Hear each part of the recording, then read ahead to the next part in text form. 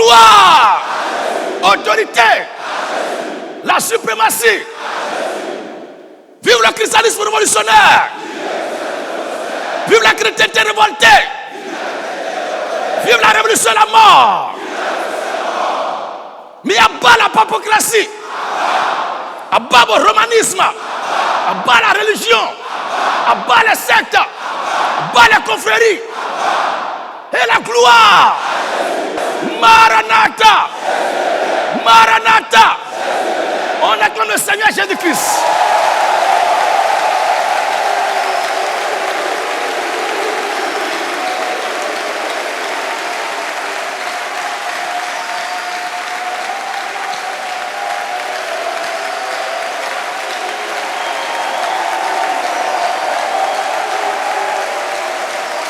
Jésus, Jésus, Jésus, Jésus, Jésus, Jésus, Jésus, Jésus, Jésus, Jésus. Alléluia. Viens vous asseoir dans la paix du Seigneur.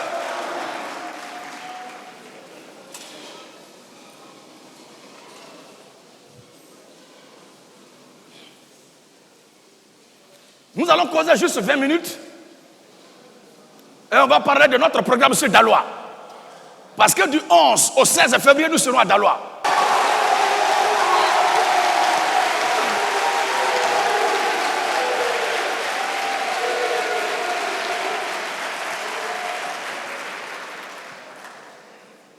Le thème de notre prédication, c'est la religion, une loge des hypocrites.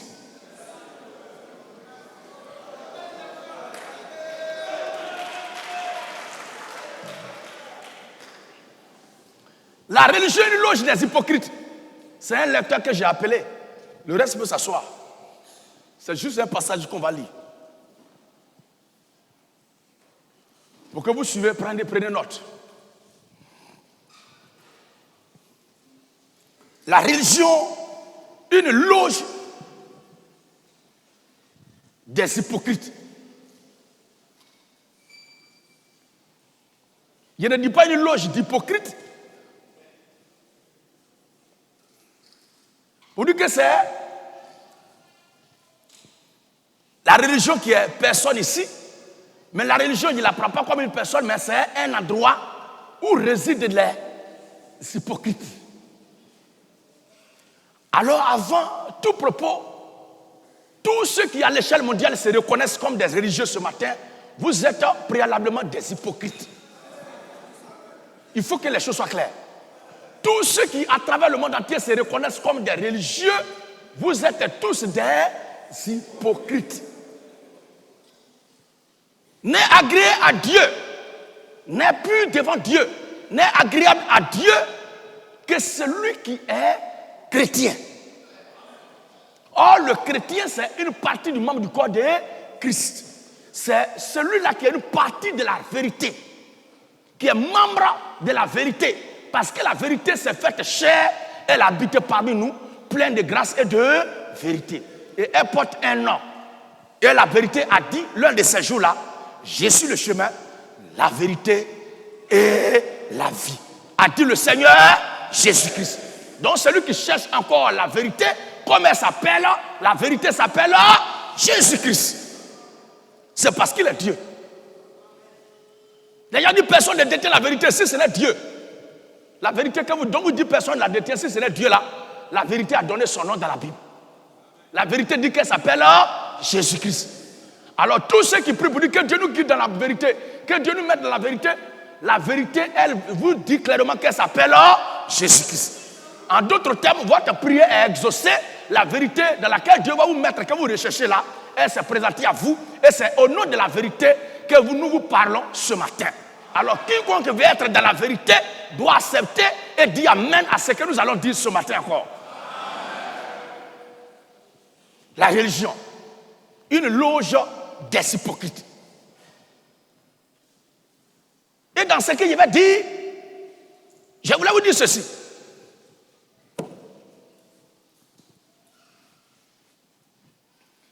Il me semble qu'à ce niveau-là, entre l'homme noir, l'Africain, et la religion, il y a un lien parental. Il y a un lien de sang. Comme ici, ils ont même père et même mère. L'Africain, il n'aime pas. Et il n'a pas le don. Il n'a pas la lumière. Il n'a pas le courage. Il n'a pas l'honnêteté d'apprécier ce qui est bon de son vivant. Quand quelqu'un fait quelque chose qui est bien, quand quelqu'un fait quelque chose qui est bon, quand quelqu'un fait une bonne action là, l'homme noir, il n'aime pas apprécier ça de son vivant. Il attend que ce dernier meure pour lui rendre hommage. Dans la religion aussi, les religieux de même, ils ne disent pas amen à celui qui leur dit la vérité pendant qu'il est devant eux. Ils vont tout faire, ils vont le persécuter.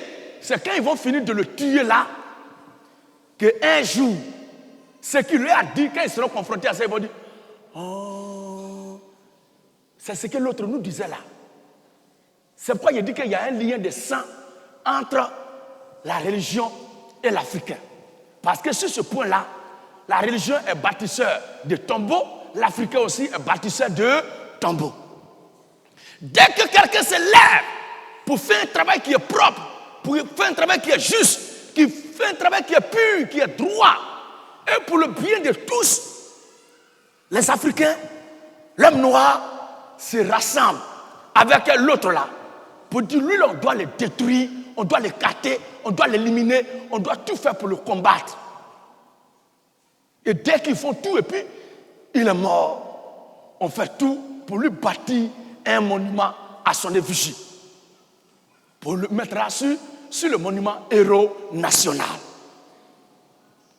Vous n'avez pas encore vu ça en Afrique ici?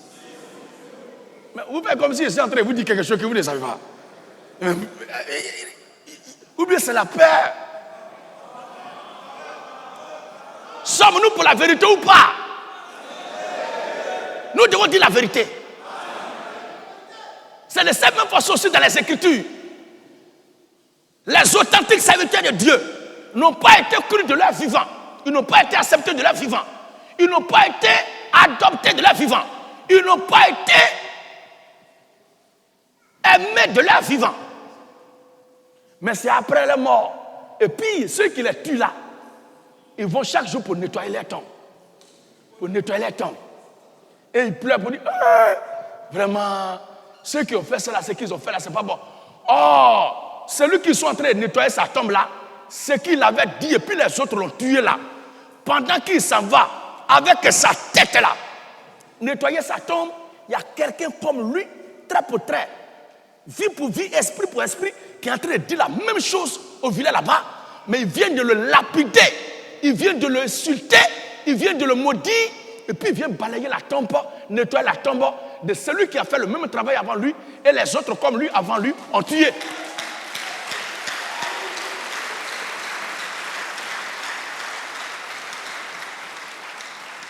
Et il dit, si nous étions à ton temps, à toi qui es couché là, si nous étions à ton temps, on n'allait pas te tuer, tu serais encore vivant, on allait prendre ta défense. Oh, il est mort certes, mais le même esprit qui le conduit est en train de conduire quelqu'un de la même façon qu'on va devant eux. C'est de ça que je vais vous parler ce matin. Voici le fond de ma pensée. Vous avez compris le fond maintenant? Voici le fond de la prédication. Matthieu.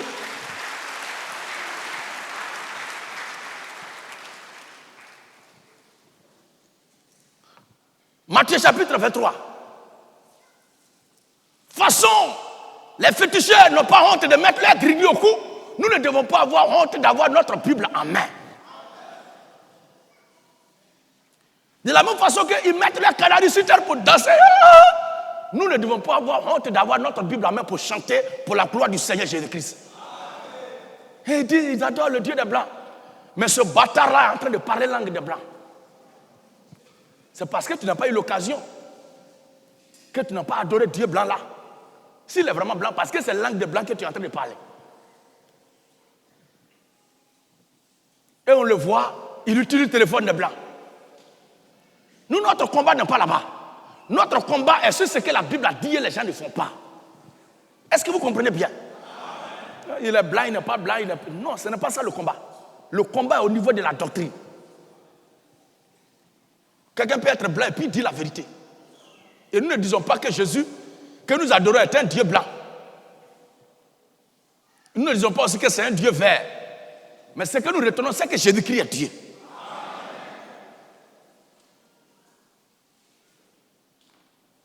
Matthieu 23, versets 29 à 30. 1. Matthieu 23, le verset 29 à 31. Malheur à vous. Écoutez bien. À vous les enfants de Dieu, à tous ceux qui à travers le monde entier sont pour la vérité et marchent selon la vérité. N'ayez pas honte de témoigner, de rendre témoignage de la vérité que vous entendez. Même si c'est un enfant qui le dit, soyez fiers de cet enfant-là.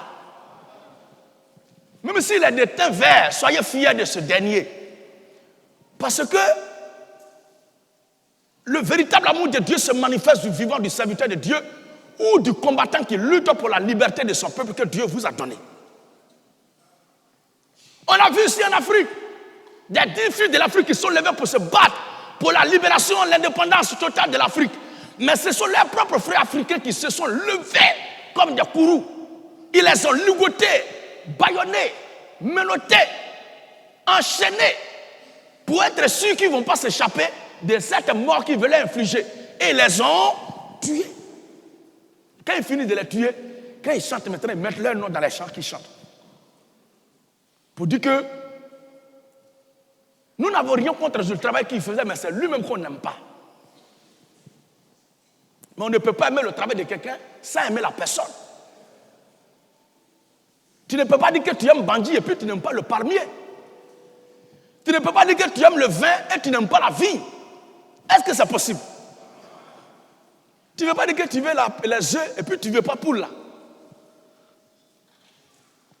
Tu dis que tu aimes faire l'amour à cette femme-là, mais tu ne l'aimes pas. Frère, est-ce que ça a un sens? Non, cette femme-là, j'aime bien lui faire l'amour, mais elle-même, je ne l'aime pas. Et tu es maudit. Ou bien une femme qui dit, lui là, j'aime bien son argent, mais je ne l'aime pas. Fille de Jézabel. C'est la prostitution. Si tu n'aimes pas quelqu'un, c'est que tu n'aimes pas son argent. Non, on aime bien ce qu'il prêche là, mais c'est lui-même là, c'est pas trop ça. Non. Avant d'aimer ce qu'il prêche, lui-même tu dois l'aimer d'abord. Dieu, avant de donner le monde, avant de donner son fils, il a d'abord aimé le monde. Dieu a tant aimé le monde qu'il a donné. Donc c'est parce qu'on aime qu'on donne. Ils martyrisent, ils combattent les serviteurs de Dieu. Ils combattent ceux qui leur disent la vérité. Et c'est après leur mort qu'ils leur rendent hommage. Même les artistes. Il y a plein qui ont été victimes de ces choses-là. On a vu les footballeurs qui ont fait les jours de gloire du continent. Mais jamais un fonds de soutien national ou continental n'a été dédié à ces gens-là. Mais on attend les morts. Et maintenant, chacun s'est inspiré pour faire des longs posts sur les réseaux sociaux. Pour faire des longs discours. Et on se bat alors que le pauvre dormait dans une maison non cimentée. Il dormait dans un endroit quelconque. On se bat maintenant pour lui faire une tombe digne.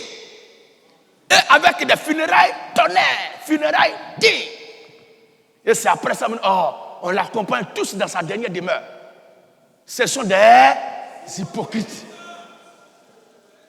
En réalité, ils n'ont jamais aimé ce dernier-là.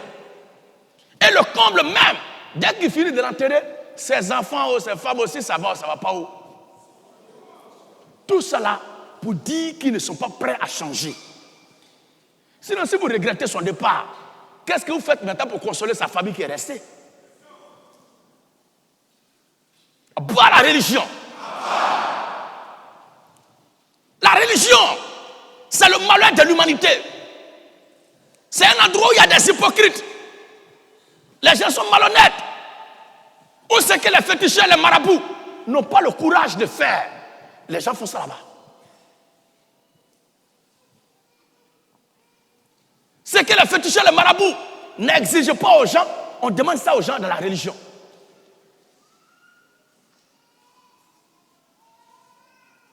Et ils parlent comme s'ils ont été envoyés par Dieu. Alors que ce n'est pas Dieu qui les a envoyés. Ils sont en mission pour recruter les citoyens qui doivent aller dans les abîmes avec eux. Matthieu 23, verset 29 à 31, dis quoi? Matthieu 23, verset 29 à 31. Matthieu 23, oui. Malheur à vous, scribes et pharisiens hypocrites. Voici ce qu'il est dit. Le Seigneur commence par quoi? Maudits soient les scribes et les... Malheur à vous, scribes et pharisiens. Pourquoi il a dit malheur? Parce qu'ils ne sont pas dans la bonne voie. Et pourtant, ils se croyaient adorateurs. Ils croient qu'ils servent Dieu.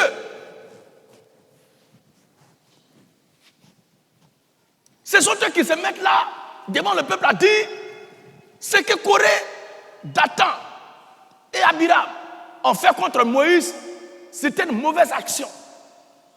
Ils prêchent contre la rébellion dans leur assemblée. Ils prêchent contre la rébellion dans leur parti politique. Qu'ils ne suivez pas le modèle de Corée, Dathan et Abiram.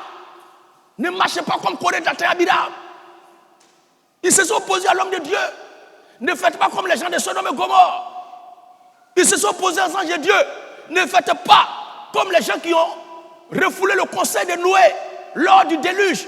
Vous avez vu tous leur fin.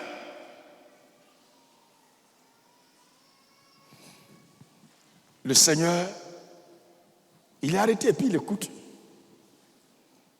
Oui, mais ce qu'ils disent là, c'est bien, c'est vrai. On ne doit pas faire rébellion. Ils ont fini de dire tout cela. Lui, maintenant, il commence à prêcher. Il prend la Bible, il prend la Torah, il prend les Écritures et il commence à faire la lecture après la lecture et puis il commence à parler. La Bible dit il y a une colère noire qui les remplit. Ils sont fâchés, irrités contre lui. Il dit cet homme, on doit le tuer. Le Seigneur dit ce n'est pas vous qui avez condamné Corée, Dathan et Abiram. Ce n'est pas vous qui jusqu'à la fête des enquêtes pour trouver la tombe de Moïse, pour aller là-bas, lui rendre hommage. Pour aller quand même faire quelque chose. Parce que ce que Moïse a subi là a été injuste. Mais celui qui a envoyé Moïse, c'est lui qui est là. Vous dites que vous êtes enfant d'Abraham, que vous ne pouvez pas faire telle chose, telle chose, telle chose. Mais maintenant vous cherchez à me faire mourir. Et quand il dit ça là même là, celle-là me dit, vous écoutez encore ce qu'il dit là.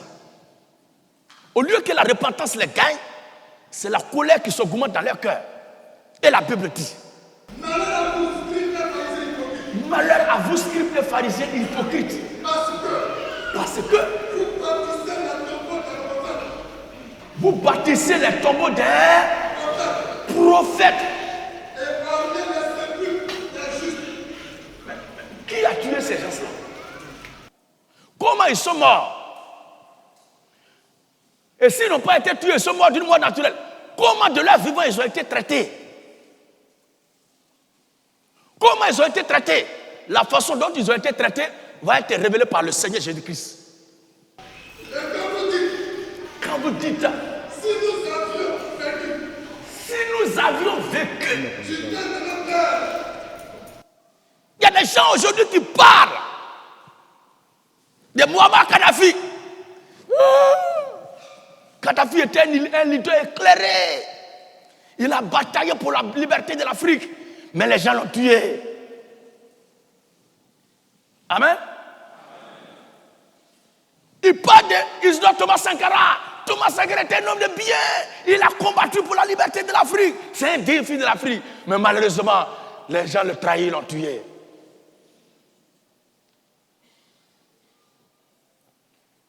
Ils se lèvent dans leur long discours d'hypocrite. Ils parlent d'Émeric Patrick Lumumba. Et il a combattu contre les envahisseurs. Il a combattu les envahisseurs. Mais malheureusement, il a été trahi par ses propres frères. Il a été tué. Pendant qu'ils sont en train de citer tout cela, Il y a quelqu'un comme Lumumba, il y a quelqu'un comme Thomas Sankara, il y a quelqu'un comme Muammar Kadhafi, il y a quelqu'un comme Kwame Nkrumah qui est devant eux, ces bâtards-là, qui est devant eux et est en train de faire mieux et encore plus que ceux qu'ils ont cités, qu'ils ont tués là. Mais quand ils vont finir de citer tout cela, c'est lui qui fait la même chose qu'eux ils ont fait hier et puis ils ont été tués là. Ceux à qui ils rendent hommage là, la même chose qu'on leur a fait, ils vont terminer leur discours par attaquer celui qui est devant eux qui est en train de faire la même chose. C'est ça le propre de l'Africain, l'homme noir. Et c'est ce que Rome a fait aussi. Rome a à sa tête le pape qui se réclame en tant que successeur de Saint-Pierre. Amen, amen.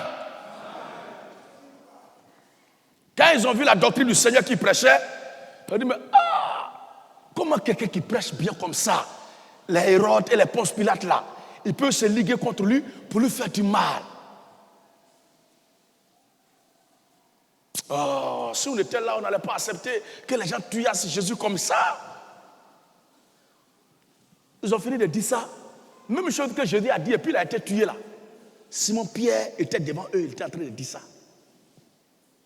Et qu'est-ce qu'ils ont fait? Est-ce qu'ils ont dit Amen? Ils ont tué Simon-Pierre. Et quand ils ont fini de le tuer, c'est là maintenant, ils le nomment Saint. Mais s'il était Saint Pierre, est-ce qu'on peut tuer quelqu'un qu'on reconnaît comme un saint homme? Maintenant, vous l'appelez Saint Pierre alors que vous l'avez tué. En le tuant, vous l'avez vu en tant que qui en le tuant? C'est le propre de la religion. Et c'est la même chose qu'ils nous font aussi aujourd'hui. Vraiment, de nos jours, on ne peut pas trouver quelqu'un qui dit la vérité. Il y a quelqu'un qui est en train de se battre pour leur dire ce que la Bible dit là, c'est ce que nous devons enseigner. Lui, il est venu mettre un sable dans notre attiqué. Il est venu gâter notre mangement. Et ils ne voient pas faire de Dieu comme pour le salut de leurs âmes, mais ils voient ça pour l'engraissement de leur corps, afin qu'ils deviennent comme des vieux porcs dans des porcheries. Et certains ont initié une haute académie d'escroquerie qu'ils ont baptisée l'école de la marmaille.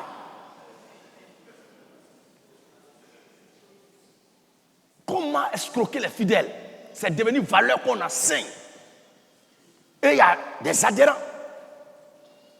Et il y a des promoteurs. Et ils sont d'accord. Oh, Jésus a combattu ça hier.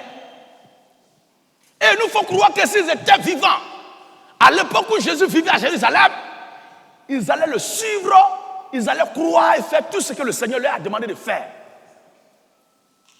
Mais le Seigneur, avant de partir, a dit, allez, faites de toutes les nations des disciples, les baptisant au nom du Père, du Fils et du Saint-Esprit. Maintenant, enseignez-leur à observer tout ce que je vous ai prescrit. C'est-à-dire que si quelqu'un n'a pas vécu du temps du Seigneur Jésus-Christ, s'il n'était pas contemporain de Jésus, s'il n'était pas à Jérusalem avec Jésus, mais qu'il est dans notre assiette aujourd'hui, s'il entend ce que les apôtres nous ont enseigné, qu'ils ont reçu du Seigneur Jésus-Christ, qui est la doctrine de Christ, qui est dans la Bible, que nous prêchons, s'ils n'ont pas accepté ça aujourd'hui, s'ils étaient au temps du Seigneur Jésus, ils n'allaient pas accepter. Parce que, pourquoi je le dis? Je le dis simplement parce que ce qui a été, c'est ce qui sera.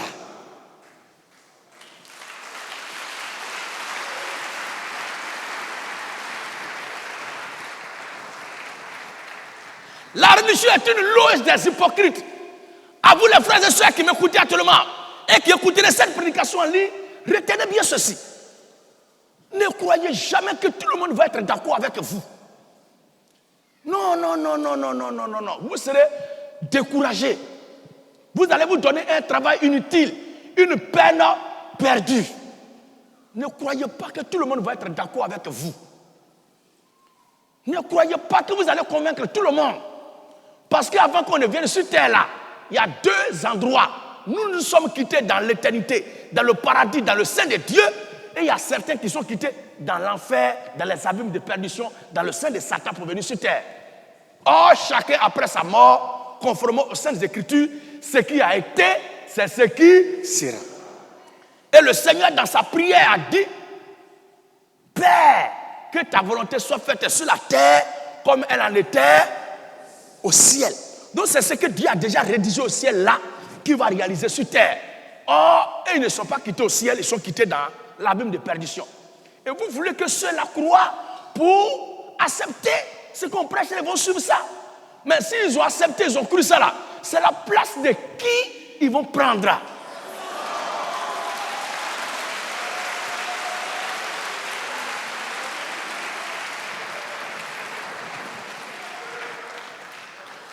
En tant qu'enfant de Dieu, en tant que fils et fille de Dieu, en tant que serviteur et servant de Dieu, tout ce que nous devons faire, c'est de nous rassurer que ce que nous croyons est réellement la vérité de Dieu. Que ce que nous menons comme vie est le modèle de vie que Dieu nous a demandé de mener. Que ce que nous sommes en train de faire est ce que Dieu nous a demandé de faire pour être agréable, pour être en communion avec notre Père qui a donné sa vie en la personne de Jésus-Christ. Moi. C'est terminé.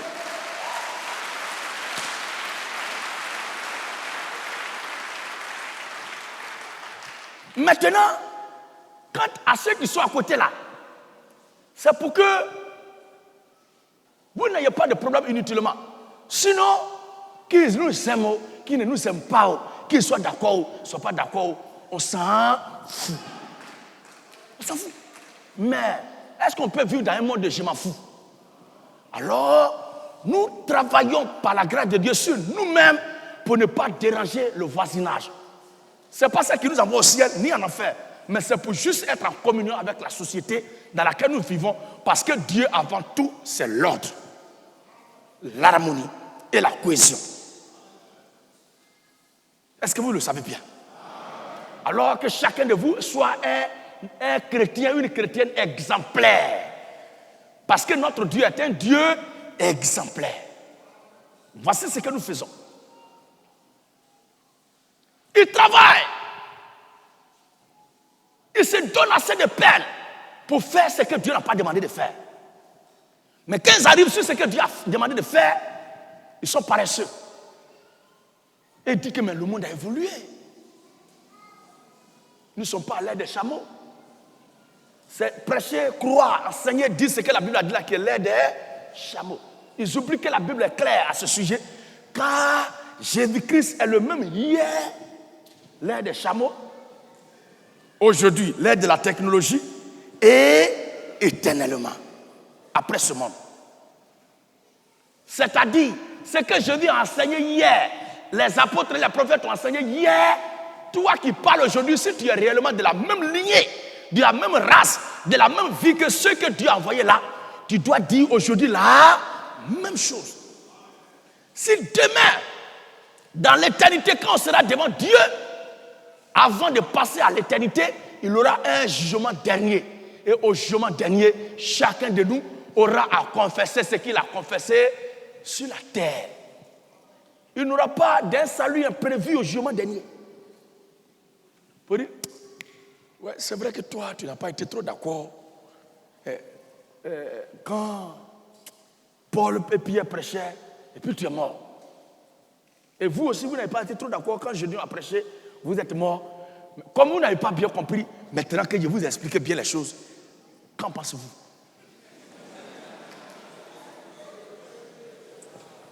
Là, qui va refuser? Qui va refuser? Même Satan lui-même va, ce jour-là, va dire, Dieu, tu as décidé de tourner la page du problème là. Réconciliation comme ça, on ne joue pas avec ça. Amen, amen. N'oubliez pas qu'ils étaient dans le sein d'Abraham. Et l'autre groupe était dans le séjour des morts. Tu ne sais pas à quel moment la main du Seigneur viendra vers toi. Il faut que tu sois éveillé pour suivre de près ce qui se passe. Et pendant que la parole parle, pendant que la parole passe, il se peut que le problème dont tu souffres depuis longtemps, ou la question que tu te poses dont tu n'as pas encore la réponse, ce soit le moment indiqué pour que Dieu apporte cette réponse-là à ta préoccupation. Mais malheureusement, si tu dors, est-ce que tu peux attendre et comprendre cela? Alors ne dormez pas, n'ayez pas l'habitude de dormir au rendez-vous de Dieu. Ce n'est pas parce que Jacob dormait qu'il a lutté avec Dieu, mais c'est parce qu'il était éveillé, qu'il a vu que Dieu était de passage. Et c'est là que son nom Jacob a été changé en Israël. Le changement de l'histoire de la vie d'un homme commence par l'éveil de conscience. Un homme qui dort, rien ne peut changer dans sa vie. Il n'a jamais vu quelqu'un qui dort, il s'est réveillé et il a vu son rêve se réaliser. Ce que tu reçois comme désir, comme pensée dans ton esprit, tu dois te donner les moyens que Dieu te donne, les déployer, la force et l'énergie que Dieu te donne. Tu dois déployer cela pour mettre cela à la disposition du songe, de la vision, du rêve qui mine ton âme. Et la Bible dit, Dieu qui est Dieu qui sait apporter la pluie au temps convenable, arrosera certainement ce que chacun de nous a conçu et a déposé pour le bien-être et la gloire de son avenir.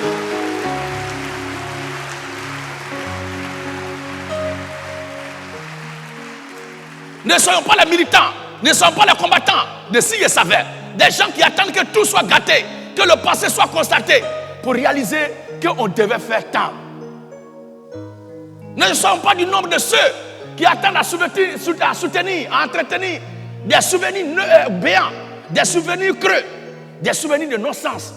Mais nous devons agir, nous devons travailler, nous devons nous investir à fond. Si nous sommes convaincus que ce qui nous a été dit est la vérité, nous devons nous imprégner, nous devons nous investir, nous devons nous donner à fond. Parce que la reconnaissance envers l'œuvre de Dieu, c'est pendant que nous sommes vivants, pendant que l'œuvre de Dieu est en train de se dérouler devant nous. Parce qu'il viendra un moment où cette œuvre de Dieu ne sera plus sur la tête des hommes. Et le Seigneur l'a dit, vous avez les pauvres, les malheureux, avec vous toujours. Mais moi, je ne suis pas toujours avec vous. Ce n'est pas quelque chose de nouveau que je suis en train de vous dire, mais c'est ce que le Seigneur a dit. Donc notre reconnaissance envers l'œuvre de Dieu, notre reconnaissance envers l'action de Dieu doit se passer, doit se produire, doit s'exprimer, doit se manifester pendant que Dieu est en train de faire la bonne action. Et pendant que l'artiste est en train de danser, et tu es convaincu que les pas qu'il danse là provoquent un changement dans ton cœur, et que ton âme est touchée, et que ton esprit est touché. Pas comme ceux qui boivent l'alcool pour faire travaillement sur les filles, nues dans les boîtes de nuit, ou encore dans les funérailles. Mais pendant que l'œuvre de Dieu est en train de passer, pendant que la vérité de Dieu est en train de se dérouler, c'est le moment pour tout enfant de Dieu de se déshabiller corps et âme, pour se jeter dans la bataille, pour soutenir la lutte, pour soutenir la cause de Dieu que Dieu a envoyée sur la terre des hommes.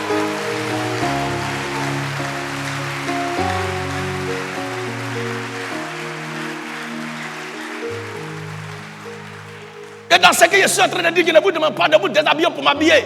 Je ne vous demande pas d'arracher vos pains dans vos bouches pour nourrir Gédéon. Mais je vous demande de prendre la vérité à cœur en tant qu'enfant de Dieu, en tant que combattant, militant de la véritocratie éclatée. Vous devez vous donner à fond, soutenir la lutte par tous les moyens que Dieu vous donne et que votre être tout entier vivre pour la cause du Seigneur Jésus-Christ jusqu'à son apparition. C'est de là que part notre victoire éternelle. C'est de ça que je vous parle.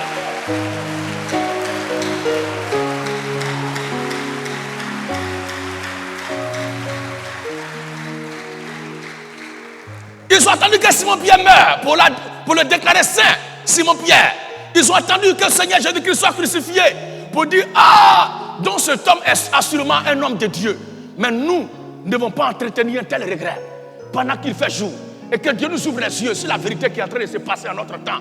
Nous ne devons pas accuser la distance. Nous ne devons pas accuser le travail. Nous ne devons pas accuser l'éloignement. Mais nous devons nous donner les moyens. Parce que si nous sommes déterminés, la Bible dit qu'il en soit fait selon ta foi. Si tu as foi et que déterminé, tu veux vraiment accomplir cette action-là pour la cause de Dieu, rien au monde ne peut t'empêcher à réaliser cette réalité-là pour la cause de Dieu. Parce qu'il a dit qu'il en soit fait selon ta foi. Et c'est ce que nous croyons de lui qui est notre foi. Qu'il en soit fait selon ce que nous croyons de Jésus. C'est ainsi que s'accomplira ce que Jésus a dit dans notre vie.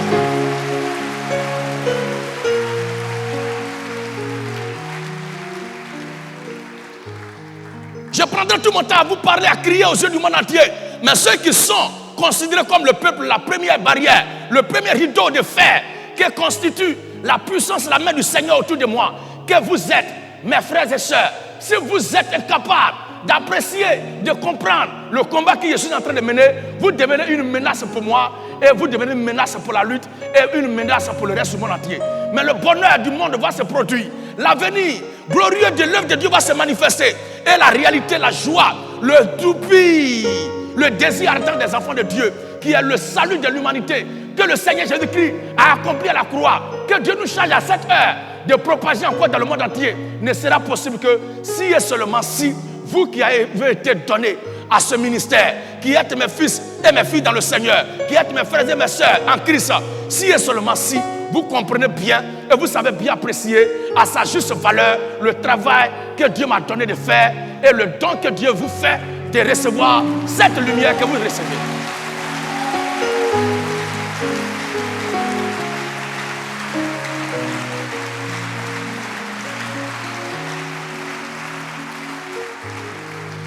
Le malheur de ces grands visionnaires, le problème de tous ces vaillants soldats, de ces combattants pour la cause de la justice, soit dans la politique, soit dans la foi, soit économiquement, soit dans l'industrie, soit dans le développement du monde. Leur malheur partit non pas des gens qui sont loin, mais de leurs plus proches collaborateurs. Ainsi, l'Amérique a eu son traître de l'histoire qui s'appelle Arnold Benedict. La Russie a connu son traître du nom de Peter Petrov. L'Afrique a connu les vassaux de l'Occident. L'église du Seigneur Jésus-Christ de son vivant a connu Judas Iscariote. Aujourd'hui, avec tout le malheur, le désastre qu'ils ont causé à ces leaders éclairés, au Seigneur Dieu lui-même dans un cordon, qui sera prêt, qui sera apte, qui donnera son cœur, son âme pour soutenir les mêmes manières, les mêmes causes qui ont endeuillé leur propre famille, qui ont causé le désastre, le malheur, la plaie, le cancer de la mère patrie. En tout cas, nous ne serons pas inscrits du mauvais côté de l'histoire. Et que tous ceux qui, comme moi, n'ont pas pour vocation d'être inscrits du mauvais côté de l'histoire, de la foi chrétienne. Vous ne devez pas laisser ce qui n'est pas bien s'approcher de notre lutte et croiser les bras. Vous ne devez pas laisser votre conscience être embobinée, être imbibée de tout ce qui viendrait à profaner ou à mettre en cause la lutte pour laquelle nous sommes engagés pour l'éternité. Parce que cette lutte, c'est notre vie. Parce que Christ est notre vie. Parce que cette lutte est notre devenir. Parce que Christ est notre devenir. Parce que cette lutte est notre avenir. Parce que Christ est notre avenir. Parce que cette œuvre est notre résurrection. Parce que Christ est notre résurrection. Et l'œuvre de Christ, c'est Christ lui-même. Mieux prendre soin de l'œuvre de Dieu, c'est mieux prendre soin du Seigneur Jésus-Christ.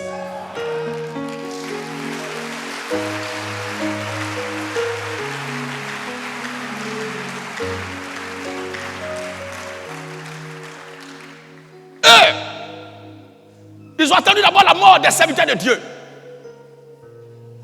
Alors que ils sont en train de persécuter ceux qui sont devant eux.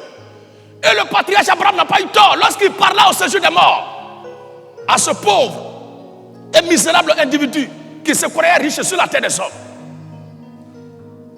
Alors qu'il a vécu dans l'orgueil, dans l'arrogance, dans le mépris de tout ce qui est valeur et norme. Il a vécu dans l'orgueil, le mépris. Il a vécu dans l'orgueil, le mépris, le sabotage de tout ce qui est valeur et norme divine. Et après sa mort, et lui et le pauvre Lazare se sont retrouvés face à face. Dans une antichambre, opposée l'une à l'autre, de non-retour. Parce que de là où il ne peut plus revenir, Lazare aussi ne peut plus revenir. Lazare dans le sein d'Abraham, le riche dans le tourment du feu. Il a lancé un cri dans l'âme. Père Abraham, dis à Lazare de plonger son doigt juste dans l'eau et venir m'asperger la langue pour me rafraîchir. Car là où je suis, je souffre cruellement. Si et seulement si. Dieu pouvait quand même ouvrir. Dieu pouvait peut-être ouvrir. Si le Seigneur pouvait ouvrir la brèche, cette fenêtre-là, pour que chacun puisse voir la fin, ce qu'il attend. Mais le Seigneur ne se donnera pas cette peine. Parce que la conclusion de ce discours, de cette histoire concernant le riche et le pauvre Lazare, vous permettra de comprendre pourquoi je dis, même si Dieu ouvre la parenthèse pour montrer à chacun ce qu'il attendait après ce monde-là, sa fin finale, s'il faut le dire ainsi, c'était peine perdue parce que rien ne changera. Tout a été déjà verrouillé, tout est déjà bouclé, tout a été scellé déjà, parce que là où chacun est quitté, c'est là qu'il doit retourner. Il a demandé au père Abraham, envoie Lazare, mettre un peu d'eau sur ma langue. Et le patriarche dit, c'est impossible. Même si Lazare avait en avis de t'apporter ça, de là où nous sommes, personne ne peut passer de là et arriver là-bas. C'est pourquoi nous disons que ceux qui croient que l'enfer est un pont par lequel il faut passer pour aller au paradis, c'est de l'amusement et de la plaisanterie notoire. Il n'y a pas de pont dans la spiritualité. Il n'y a que des destinations. Il n'y a pas de pont dans la spiritualité. Pour dire étant juste ou injuste, on va aller d'abord en enfer et c'est de l'enfer qu'on va délivrer ceux qui étaient bons, ceux qui étaient justes. Si la destination du juste et de l'injuste, c'est dans le feu et c'est après que Dieu va le secourir, dans ce cas-là, à quoi c'est bon de passer son temps en tant que juste sur terre? C'est là le mal de la religion. Et pour justifier leur fausse vertu, ils disent que c'est un pont qui nous sert de passage d'un endroit à un autre endroit. Alors qu'eux-mêmes disent, dans le monde spirituel, on n'a pas besoin de corps pour se déplacer. Le déplacement spirituel se fait par télépathie. On se déplace dans les ondes. C'est-à-dire que cela, je vais être dans tel endroit, je suis. Est-ce que j'ai besoin de pont dans un tel univers? Ils me disent que Dieu, l'esprit n'a ni chair ni os. Comment c'est qu'il n'a ni chair ni os peut avoir un pont? Débarrassez-vous de ces pensées, de ces consciences religieuses. Ce n'est pas la voie qui conduit à Dieu. C'est une voie de l'hypocrisie notoire. Alors Lazare n'est pas parti. Et au riche, il dit au vieux, au patriarche Abraham, Père Abraham, je te prie, s'il te plaît, envoie quelqu'un derrière moi au village et dis à mes frères de ne pas marcher dans la voie dans laquelle j'ai marché. Dis à mes parents de ne pas marcher dans la voie dans laquelle j'ai marché. Pour que le sort qui m'est réservé actuellement, que je suis en train de vivre là, ils ne puissent pas s'y trouver quand ils vont finir aussi leur séjour sur la terre des hommes. La réponse du Père Abraham est choquante. Même un prophète de Dieu qui meurt, sa parole demeure la vérité de Dieu. Même de là où il est, ce qu'il dit encore, Dieu va confirmer ça au séjour des morts. Abraham était prophète de Dieu. Il a dit, mon fils, ne te fatigue pas. Ils ont Moïse et les prophètes avec eux. Ça veut dire quoi? Que la voix de Dieu que l'on doit écouter, le serviteur de Dieu qu'on doit écouter, c'est du vivant de l'homme sur la terre ici. Et non pas l'autre côté. C'est pourquoi nous disons à bas l'Eucharistie. Et nous disons à bas les messes de Requiem.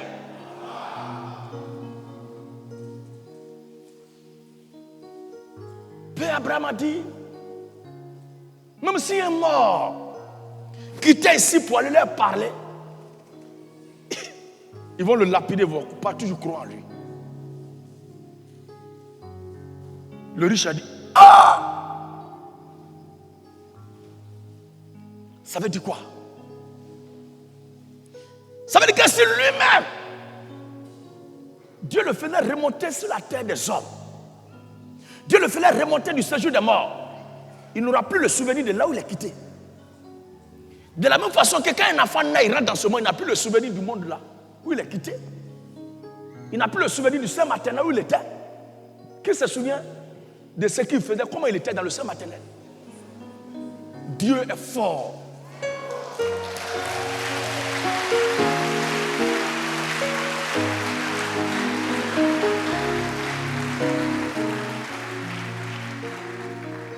Il n'a plus le souvenir. S'il remontait, il ne se souviendrait plus de ce qui était de l'autre côté. Parce que pour avoir le souvenir de ce qui est passé, c'est Dieu seul qui ouvre ton esprit.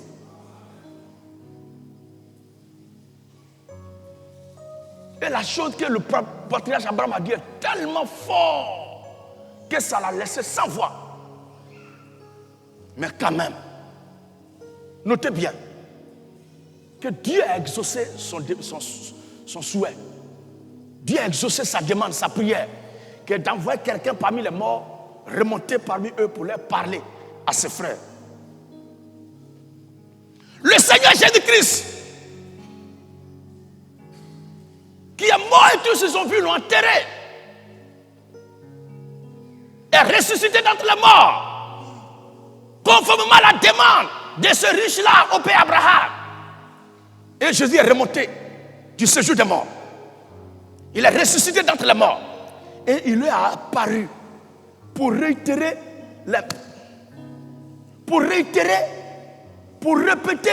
les mêmes choses qu'il a dites pendant qu'il était vivant parmi eux. Après sa mort, il est ressuscité. Il a répété encore les mêmes choses. Mais ces mêmes individus n'ont pas changé de comportement, d'attitude, parce qu'ils ne se sont pas laissés dissuader par quelqu'un qui est revenu d'entre les morts, conformément à la parole du Père Abraham.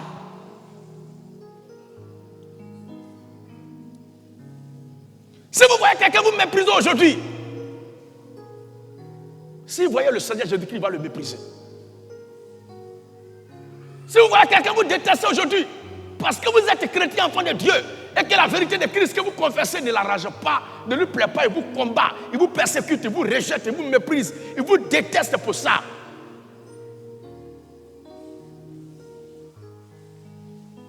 S'il a vu le Seigneur Jésus en personne, c'est la même chose qu'il va lui faire.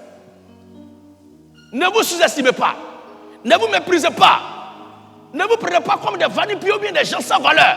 Nous avons de la valeur aux yeux du Seigneur Jésus-Christ. Et nous sommes la valeur de Christ donnée à l'humanité à notre temps. Ce n'est pas moi qui le dis, mais c'est le Seigneur qui l'a dit. Car est-il écrit? J'avais faim. Vous m'avez donné à manger. J'avais soif. Vous m'avez donné à boire. J'étais nu. Vous m'avez revêtu. Diront-ils ce jour-là, quand t'avons vu nu, quand avons-nous vu nu? Quel jour t'as vu avoir soif et on t'a donné à boire? Quel jour t'as vu avoir faim et on t'a donné à manger? Répondit le Seigneur, à chaque fois que vous faites ces choses à l'un des plus petits de mes enfants, à chaque fois que vous posez ces actions vis-à-vis des plus petits de mes enfants, à chaque fois que vous accomplissez ces actions vis-à-vis des plus petits de mes enfants, c'est à moi. Aux autres, allez-y dans le feu qui a été préparé pour le diable et ses démons. Car j'avais faim, vous ne m'avez pas donné à manger. J'avais soif, vous ne m'avez pas donné à boire. J'étais nu, vous ne m'avez pas revêtu. Tout cela pour dire quoi? Que rien n'a changé. Ne vous faites pas de soucis. Oh, si nous étions à la période du Seigneur Jésus-Christ, vous êtes dans la même période que le Seigneur Jésus-Christ a vécu. Vous êtes en train de faire le même travail que le Seigneur Jésus-Christ a fait.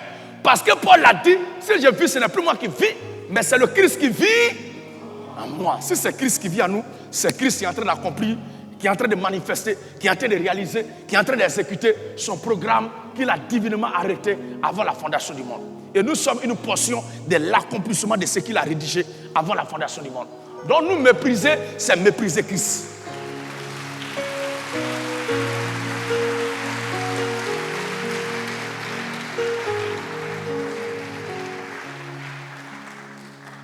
Ils se battent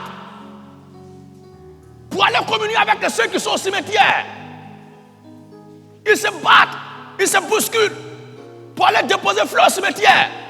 Alors que lui qui est mort, sur la tombe de qui s'en vont déposer fleurs là-bas, il paie le transport pour aller là-bas. Ses enfants ont faim.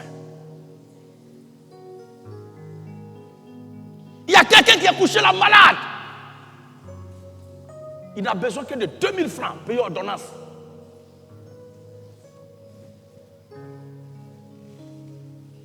Et ça voyait qu'ils avaient tué au cimetière, c'est au nom de quoi? Au nom de quoi? Ces fleurs, ces transports, ces marches pour aller au cimetière, c'est au nom de quoi? Au nom de la religion. Et pourtant, ceux qui vont entretenir les tombeaux, payer les gens pour nettoyer les tombeaux, cotiser l'argent pour mettre carreaux et même marbre, ce qui est encore cher sur les tombes. Les enfants sont là. Personne ne cherche à savoir où sont ces enfants. Personne ne demande où sont les veuves. Où se trouvent les veuves dont les maris sont dans les cimetières. Personne ne se pose la question du devenir et ce qu'est devenu ces enfants, de ceux qui sont couchés dans les tombeaux là. Et pourtant, ce qu'ils prennent pour aller faire des dépenses, pour effectuer ces voyages au cimetière, les enfants, les orphelins, où il y a certains individus qui étaient là, qui sont juste là, qui ont besoin que d'1% seulement pour régler leur situation. Comme le célèbre artiste ivoirien.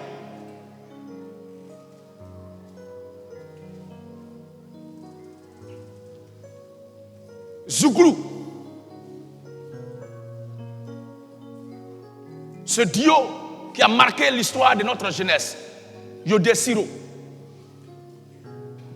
a dit, nous on a juste besoin de sparadrap pour juste mettre sur notre plaie. On n'a pas besoin de grandes choses. On a besoin juste de sparadrap. Vous roulez là dans les jets. Vous déplacez dans des navires. Vous partez construire des tombeaux, Diba, Gaïa. Gaïa, tombeau, tombeau, Gaïa. Diba, tombeau, tombeau, Diba. Le mot Diba. Nous avons juste besoin de sparadrap pour mettre sur notre plaie. Et regardez juste par la fenêtre. Mais là, c'est mal les connaître. Ils sont prêts à investir des fonds dans les funérailles, dans les obsèques. Funérailles tonnerre, funérailles boum. Orner les tombes de ces dignes et valeureux soldats combattants pour la cause du bien-être commun. Ils ont été méprisés de leur vivant. Ils ont été maltraités. Ils ont été outrés. Ils ont passé des temps et des temps dans les prisons. Et certains ont achevé leur séjour en prison par la mort. On dit un hommage digne de son rang de soldat de la nation. Combattant, infatigable du bien-être de la nation. Et c'est sur sa tombe qu'on va faire ses hommages. Mais pourquoi de son vivant, pendant qu'il était assis là, vous n'avez pas fait ces discours élogieux pour encourager les autres à suivre son modèle? Et pourtant, vous l'avez combattu. Les Romains sont devenus les défenseurs attitrés, selon eux-mêmes, du christianisme, de l'idéologie du Seigneur Jésus-Christ et de sa mère Marie. La question reste posée jusqu'à cette heure. À cette époque, les Romains reconnaissaient-ils Jésus en tant qu'un homme de Dieu? À cette époque, les Romains reconnaissaient-ils le Dieu des Juifs comme étant le véritable Dieu que toute la création doit adorer? Les Romains reconnaissaient-ils Jésus en tant qu'un authentique roi de Dieu pour que sa mère soit aussi honorée? L'histoire nous répond, et la réponse historique de l'histoire est sans appel. C'est que non. Rome n'a jamais cru au Dieu d'Israël. Les Romains n'ont jamais connu le Dieu d'Israël comme étant le vrai Dieu. Les Romains n'ont jamais accepté le Seigneur Jésus-Christ comme étant le nouveau leader spirituel dans le domaine de la foi qu'on doit suivre tous. À plus forte raison, sa mère. Pour qu'on l'auréole d'honneur, de gloire, de reconnaissance, en tant que celle qui a porté dans son sein celui par qui nous sommes sauvés. Parce qu'ils n'ont jamais reconnu être sauvés par le Seigneur Jésus-Christ. Donc ce que Rome vous présente comme Marie, c'est une déesse païenne qui était adorée déjà dans l'Antiquité lointaine. Avant que le christianisme ne voie le jour. Avant que Marie ne naisse, les Romains adoraient déjà cette divinité. Et un jour, je vous parlerai de Diane, la reine du ciel. Et vous comprendrez que cette Diane-là, cette déesse-là, était déjà adorée, vénérée par les Romains dans l'adoration médiévale, antique, romaine, avant que Jésus ne vienne. Et c'est au nom de cette divinité romaine païenne-là qu'ils ont persécuté le Seigneur Jésus-Christ, qu'ils ont persécuté les apôtres de Jésus-Christ, qu'ils ont combattu la foi chrétienne, qu'ils ont combattu le christianisme. Et on a vu un film dans lequel ils font croire que Marie, à la naissance de Jésus, avant que Jésus ne naisse, Marie avait reçu une promesse. Et comme elle était persécutée, elle allait se réfugier dans un couvent catholique. Vous n'avez pas encore vu ça sur Netflix?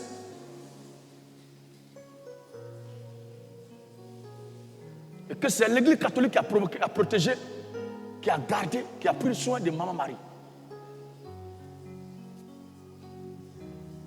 La question qu'on se pose, Marie a vécu au quel siècle? L'église catholique a vu le jour au quel siècle? Et le couvent, où les couvents ont été mis sur pied au quel siècle?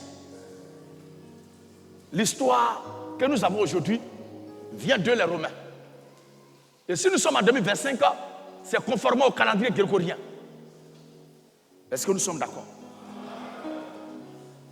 Et c'est la naissance de Jésus qui nous sert le repère orthogonal, le foyer, le point de départ, l'an zéro. C'est la naissance de Jésus.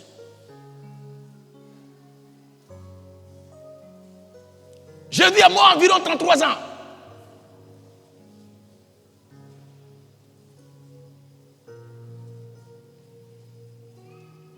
Et après sa mort, il est ressuscité d'entre les morts et il a envoyé les disciples en mission.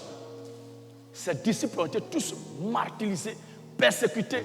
Le seul qui est mort d'une mort naturelle, c'est l'apôtre Jean. Ce sont les Romains qui ont tué Saint-Pierre. Ce sont eux qui l'ont crucifié la tête en bas. À cette époque, ils ne croyaient même pas que le christianisme est quelque chose venu de Dieu. Ils n'ont jamais reconnu que le Seigneur Jésus-Christ est le Dieu véritable et la vie éternelle. À plus forte raison, rechercher sa mère. Quoi? Rome, de par sa souveraineté et son représentant, Hérode, cherchait à faire mourir le Seigneur Jésus-Christ lorsqu'il entendit qu'un roi est né. Qu'est-ce qui a été l'attitude d'Hérode? Est-ce qu'il a apprécié la naissance de Jésus? Est-ce qu'il a applaudi la naissance de Jésus? Est-ce qu'il a loué Dieu pour la naissance de Jésus? Mais voyez la naissance de Jésus comme une menace pour son trône, pour son règne. Il a donné des instructions fermes pour aller chercher qui est cet enfant-là. Et comme ceux qui l'ont envoyé l'ont doublé, ils ne se sont pas retournés vers lui pour lui rendre compte de là où ils ont trouvé l'enfant pour que lui parte le tuer. Qu'est-ce qu'il fait? Il a tué des enfants de 0 à tel âge. 0 à l'intervalle dont il est sûr. Pendant que nous sommes là, je vais trouver le passage exact. Au chapitre 16, le verset 2 de Matthieu. Alors Hérode, voyant qu'il avait été joué par les mages, s'est mis dans une grande colère. Et il envoya tuer tous les enfants des 2 et au-dessus. Qui étaient à Bethléem et dans tout son territoire. Donc nous retenons par récapitulatif que Hérode a demandé de tuer tous les enfants de 0 à 2 ans, espérant que Jésus serait dedans. Comment il va reconnaître un tel comme un saint homme et puis le célébrer? Comment sa nation peut reconnaître un tel homme comme un saint homme et puis le célébrer. Et même ils disent, c'est le premier chrétien romain, d'après leur dit, c'est Constantin Chlore, le fils de Constantin Ier. C'est l'empereur romain qui s'est converti au christianisme d'après eux. Mais c'était en quelle année? À l'an 270, de l'an 270 à l'an 300. Et l'église catholique a vu le jour.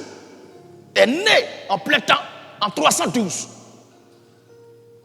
Comment Marie, qui a accouché Jésus à l'an 0, s'est arrangée pour aller dans un couvent d'une communauté qui a vu le jour en 312.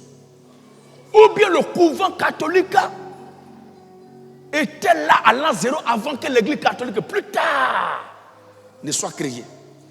C'est la grande question historique que j'envoie aux catholiques auxquels ils doivent répondre.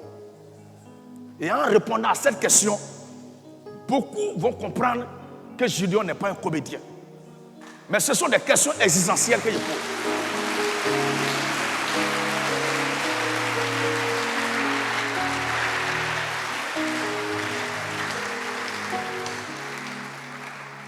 Et ils ont commencé à entretenir un fou espoir dans l'esprit des gens. Marie, mort de mère de Jésus, est montée au ciel. Ils ont commencé à canoniser. Ce sont eux qui ont brûlé Jeanne d'Arc. Cette combattante de la foi. Ils l'ont insignée vivante.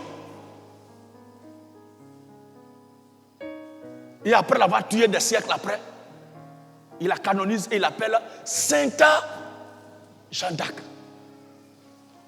C'est le propre de la religion. C'est l'hypocrisie qui règne là-bas. C'est de la religion qu'on peut voir quelqu'un souffrir. Et malgré qu'il est en train de souffrir, on va lui demander de se dépouiller de tout ce qu'il a et d'apporter ça pour que le guide religieux puisse prier pour lui. Répète après moi. La religion, malheur de l'humanité. Jamais je ne serai membre de la religion. Il ne faudrait pas que ce que vous dites là soit des paroles sur vos lèvres. Mais je veux, et je vous crois ce matin que c'est votre être tout entier, du plus profond de votre âme, fusionné avec l'éternité qui prononce ces paroles de vie là.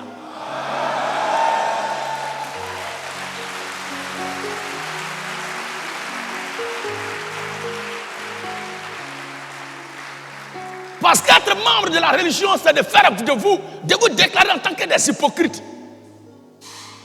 Parce que le religieux est un hypocrite. Et dans la religion, on peut prier avec quelqu'un, danser avec lui.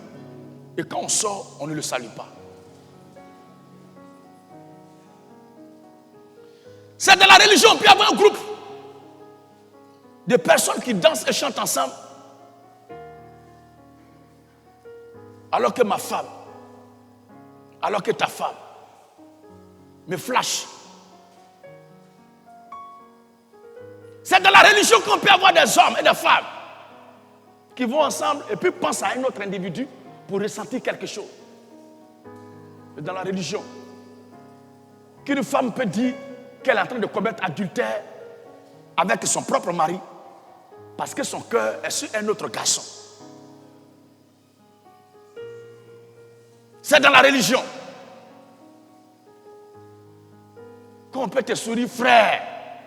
Oh, je t'aime. Et quand un problème vient, on s'associe au problème pour t'enfoncer. La religion, le malheur de l'humanité. C'est dans la religion, on prêche une chose, on dit une chose en plein jour. On fait le contraire dans le secret. Que dans la religion, on condamne que l'alcool est un péché. Que la boisson est un péché. Oui, il y a l'alcool, fuyez. Et chaque matin, ma poubelle est remplie de bouteilles vides de l'alcool. Oh, religion, malheur de l'humanité. C'est dans la religion que quand il y a palabre entre moi et ma femme, et comme elle pense que tu es mon ami, et qu'elle t'estime, elle vient te parler du problème qu'il y a entre nous, que tu peux profiter pour détruire, m'anéantir, m'enterrer totalement dans l'esprit de ma femme. Parce que c'est une âme, une proie faible qui est à ta portée pour aller avec elle. Religion, malheur de l'humanité. C'est dans la religion qu'on peut se mettre à genoux en t'abstenant de la nourriture, de l'alcool, de la boisson, de l'eau, pour jeûner, prier pour que Dieu te pardonne et qu'il te fasse faveur. Alors que tu n'es pas prêt à pardonner à ton frère, à pardonner à ta soeur et à lui faire faveur. C'est dans la religion seule. C'est dans la religion. Et quand ton parent meurt, tu es en train de pleurer, on te demande pour qu'on puisse l'enterrer, il faut donner l'argent. Là, on va prier pour que son âme repose en paix. C'est dans la religion. Religion, malheur de l'humanité. Laissez-moi vous décrire et dépeindre le visage hideux et moribond de la religion. Laissez-moi parler du ventre ballonné. Pas parce que rempli de bonnes choses, mais rempli de poison, du venin. Et un venin toxique, pire que celui de l'aspi.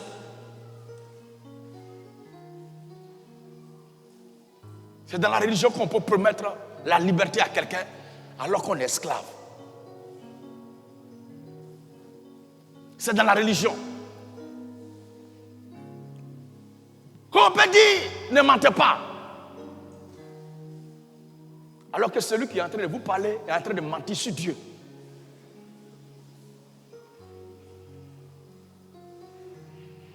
C'est dans la religion que quelqu'un peut prêcher. L'adultère est un péché. L'adultère est un péché. Ne prends pas femme d'autrui. Alors que celui qui est en train de parler, femme qui est assise avec lui à la chair, derrière lui là-bas, c'est la femme de l'un de ses hommes de main qu'il a arraché qui est assis là. Religion, le malheur de l'humanité. C'est dans la religion que quelqu'un peut crier haut et fort que lui l'a fait venir de célibat qui ne couche pas avec une femme. Parce que c'est ce qu'il a décidé toute sa vie. Et quand il finit de dire ça à la chair, au quartier, il lutte aux grossesses avec les jeunes gens. Religion, malheur de l'humanité. C'est dans la religion qu'on accorde les places où les gens doivent s'asseoir par rapport à leur rang et par rapport à la dîme qu'ils apportent dans le panier de l'église.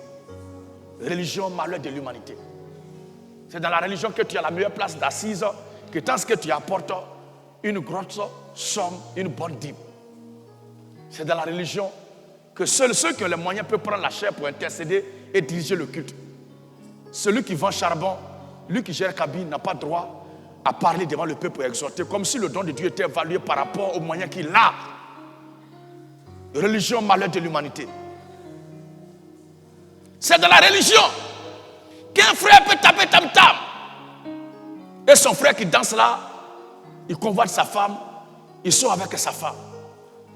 C'est dans la religion qu'un frère est en train de jouer piano et son frère qui est à côté de lui, qui est sur son village, est celui-là même qui détourne le cœur de sa femme dans le groupe musical. C'est dans la religion seule que quand on finit de chanter, on n'a plus oreille pour écouter la parole de Dieu, mais on dort.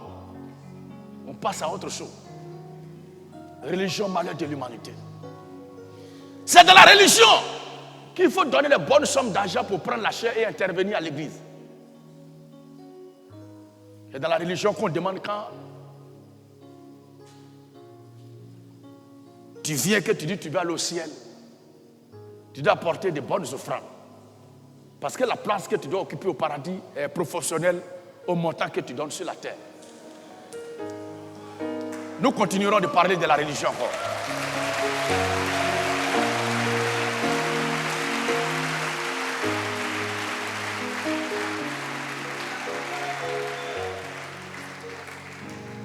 C'est dans la religion qu'on se juge le successeur des serviteurs de Dieu. lesquels serviteurs de Dieu étaient mariés. Et on dit on est ses successeurs et on ne se marie pas. C'est dans la religion. Que la Bible dit l'homme ne doit pas porter chapeau ni se couvrir la tête. L'homme n'a pas le droit de se couvrir la tête. Que celui-là même qui a la Bible la main, qui parle au nom de Dieu et qui dit Dieu a dit de ne pas se couvrir la tête, a un chapeau sur la tête comme la tête d'un crocodile. Et puis il est fier. C'est dans la religion que pareille chose se produit et puis personne dans la salle ne peut l'interpeller pour dire frère, la Bible que tu as mis, tu nous prêches là, dit que tu ne dois pas porter chapeau. C'est dans la religion. Que la Bible dit qu'il est honteux pour l'homme de porter de longs cheveux. Et le pasteur ou le prêtre ou le chantre qui se tient devant le peuple a longs cheveux et le peuple applaudit.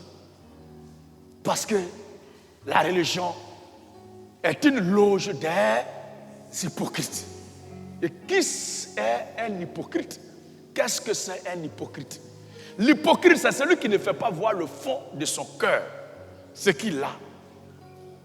Son cœur est noir, mais met un foulard blanc sur son visage. Son cœur est amer et met sucrerie sur son visage. L'hypocrite, c'est le malhonnête. La pire des choses dans l'espèce, la race humaine. La religion.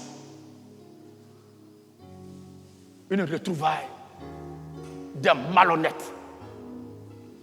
On se bat pour enterrer quelqu'un avec des montagnes de sorts, des fonds colossaux. Alors que son enfant qui est resté là n'a pas encore soldé sa scolarité. Alors que ses enfants vont être mis dehors. C'est dans la religion que toutes ces choses-là sont devenues aujourd'hui des valeurs cultivées. C'est dans la religion qu'il y a des gens à qui on ne doit pas dire certaines vérités et à qui il faut dire certaines vérités. C'est dans la religion qu'on trouve un Dieu qui a peur de dire la vérité à ses créatures. Si du moins il les a vraiment créées. C'est dans la religion qu'on trouve des gens qui disent « Moi, on ne me dit pas ça ». C'est dans la religion qu'après la prédication, le pasteur, le prêtre, l'homme de Dieu rend compte à ses responsables ou à celui qui donne assez dans l'église. Parce que l'exhortation, la prédication que le pasteur a faite a touché la plaie, le mauvais comportement, le mauvais esprit de celui qui donne beaucoup à l'église. Mais nous, en tant qu'enfants de la vérité éclatée, nous, en tant que combattants de la véritocratie divine, nous, en tant que véritocrates de la vérité éternelle de Dieu, pour nous, celui qui donne mieux, qui donne bien et qui donne toujours dans l'église, c'est le grand Dieu pourvoyeur, le Seigneur Jésus-Christ.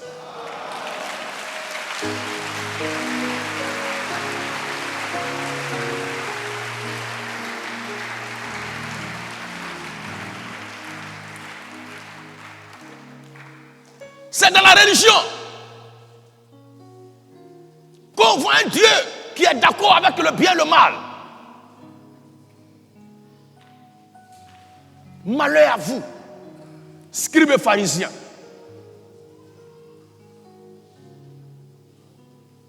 Vous bâtissez la tombe des prophètes. Vous ornez les sépulcres, c'est-à-dire les tombeaux des enfants de Dieu. Et vous dites, si on était au temps de ceux qui t'ont tué, là, nous, on n'allait pas te tuer. Alors que ce que vous faites contre ceux qui font le même travail que celui qu'ils ont tué, dont vous êtes en train de nettoyer la tombe là, ce que vous leur faites est pire que ce qui a tué celui qui est là. Tout ce qui reste, c'est que vous ne l'avez pas encore tué. A dit le Seigneur Jésus-Christ. C'est dans la religion qu'on peut continuer de crucifier le Seigneur Jésus et penser qu'on est en train de le célébrer. Une église qui ne prêche pas ce que Jésus a prêché est en train de crucifier le Seigneur Jésus. Et continue de le crucifier. Un soi-disant homme de Dieu qui ne prêche pas la doctrine pure et authentique de nos pères les apôtres légués par le Seigneur Jésus-Christ comme héritage éternel des enfants de Dieu et qui prêche autre doctrine est en train de crucifier le Seigneur Jésus-Christ. C'est un ennemi de Dieu, c'est un démon. C'est un délinquant, un voyou, mais qui est bien habillé. N'oubliez pas que c'est un bandit qui est bien habillé. Quelqu'un qui est en costume et qui prend ce qui ne lui appartient pas, c'est un voleur. Même s'il est bien habillé, c'est un voleur qui est bien habillé. Si la ministre la plus cherche femme de quelqu'un et qu'on l'a attrapé, n'oubliez pas qu'il a cherché femme de quelqu'un. Donc c'est un ministre qui a cherché femme de délinquant. C'est dans la religion que tout ce que Dieu a dit est rejeté et ce que les traditions et les villages ont dit est enseigné et on est heureux. Et pour m'arrêter pour aujourd'hui, c'est dans la religion qu'on dit un homosexuel peut être prédicateur. J'ai des raisons profondes de dire que la religion est la loge des hypocrites. J'ai mes raisons. Et mes raisons sont inattaquables. Et personne dans ce monde ne peut se lever pour attaquer mes raisons sans se broyer les dents. Soit tu as deux alternatives. Tu te tais ou tu te caches pour me répondre ou pour m'attaquer sans que j'aie l'écho de ta voix. Parce que si on attend que tu attaques ce qu'on dit là, le retour sera fatal. Beaucoup ont compris aujourd'hui qu'il ne faut pas s'attaquer à ce qu'on dit. Il faut se cacher dans leur coin et escroquer, dépouiller leurs fidèles, enseigner leurs fausses doctrines et rester entre eux, entre quatre murs là-bas. Mais si ça sort, on va travailler ça pour retourner dedans.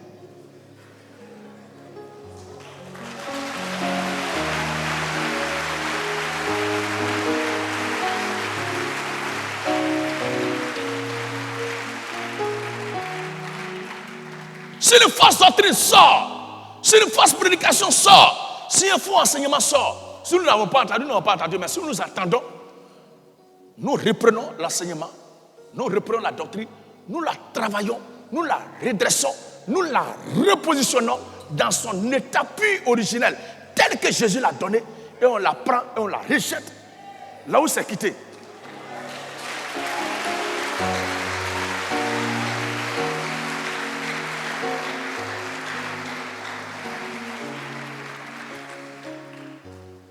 C'est dans la religion qu'on enseigne que femme peut prêcher. Alors que la Bible est contre cela. Les femmes prêchent et puis il y a un public qui débouille en extase. Où est la différence entre un artiste païen qui chante et puis tout le monde est en extase que ça? C'est dans la religion qu'on peut déclarer officiellement que tous les homosexuels qui sentent en eux la vocation de servir leur Dieu, pas Dieu, peut le servir, peut officier en tant que ministre, en tant que prédicateur de leur évangile, par l'évangile. Seulement, il ne faut pas qu'ils vont se marier. Et on a entendu une telle déclaration.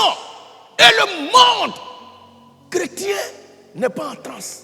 Ça montre que ce qu'on voit et on appelle christianisme là, n'est pas christianisme, mais c'est la religion. Parce que le christianisme, c'est ce que nous prêchons. Et les porte-parole du christianisme doivent se sentir indignés. Ils doivent crier au scandale. Quand une voix se lève dans une communauté dite église, censée prêcher l'évangile de Christ, demandez que les homosexuels désormais officient les messes, les cultes, les prédications seulement. Ils ne doivent pas se marier. Sœurs, frères, le retour du Seigneur est imminent. Le retour du Seigneur Jésus-Christ est proche. Parce que tous les signes sont là. Tous les péchés ont été commis. Et Satan réfléchit. Il se demande, mais la Bible a dit, tu ne feras pas ça, il est fait. Tu ne dois pas faire ça, il est fait. Vous ne devez pas faire ça. J'ai dit à mes enfants de faire. Bon, tout ce que Dieu a condamné là, on a fini de faire. D'après le frère Zeus, Satan réfléchit. Et puis il te dit, c'est quel péché je n'ai pas encore commis même? Qu'est-ce que Dieu a dit de ne pas faire là, que je n'ai pas encore fait là? C'est-à-dire, s'il avait un moyen de poser un pas, commettre un péché qui va pousser Dieu à piquer crise, et puis Dieu va tomber pour mourir, il allait faire ça. Heureusement que notre Dieu est au-dessus de tout.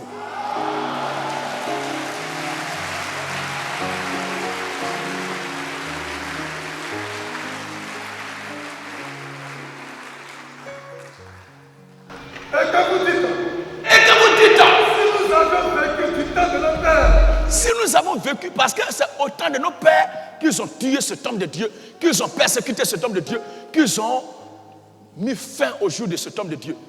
Nous, si nous avions été là à cette époque-là, du temps de nos pères, nous ne nous serions pas joués à nos pères. Nous ne nous serions pas joués à nos pères Pour répandre le sang des prophètes. Pour répandre le sang des prophètes.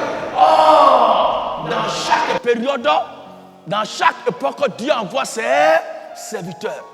La même chose que les prophètes dont le sang a été répandu par leur père ont prêché là. La même chose est prêchée par des gens en leur temps, en leur époque, à eux qui sont en train de dire ça, mais ils les persécutent. Ils les combattent.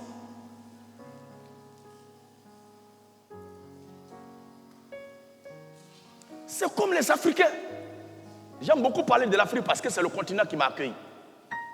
Et nous sommes d'accord. Chacun parle de ce qu'il sait. J'aime pas faire des spéculations.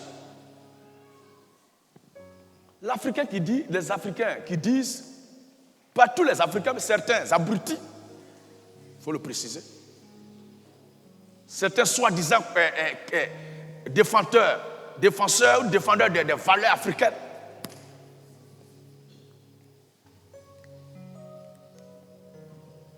Il dit le retard de l'Afrique, c'est l'Occident. Et l'autre groupe dit le départ de l'Afrique, c'est la Bible.